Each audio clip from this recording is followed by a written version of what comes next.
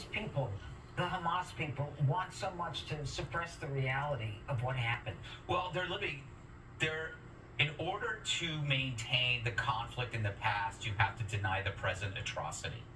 Because if you can't say you have to have the historical context, and then you have to question whether this really happened.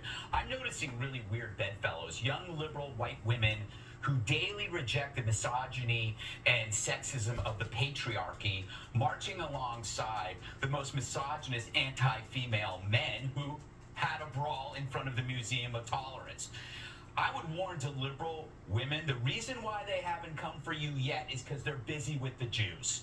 But don't worry, they're going to get back to you and put you in their place. Because Hamas isn't for equal rights, in case you didn't notice. In my neighborhood, what sprung up, I think it was last night I just saw the posters all over of Gaza victims, right? To which I say, good for you, that's your right. But guess what? They're still up. Young Jews, so far, haven't been tearing them down. That's the contrast between delusion and decency. Tearing down posters is caused by a delusion that denies the atrocity, so you can tear it down. The other is people who just want their kids to get free and are okay with your posters. What you brought up, it's amazing how Paul Kessler's death came and went.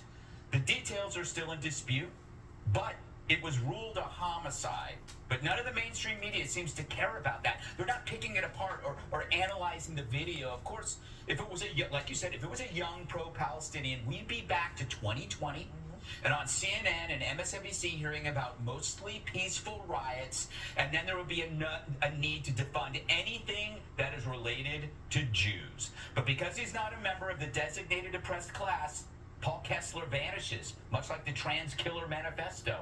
If it doesn't fit into the narrative,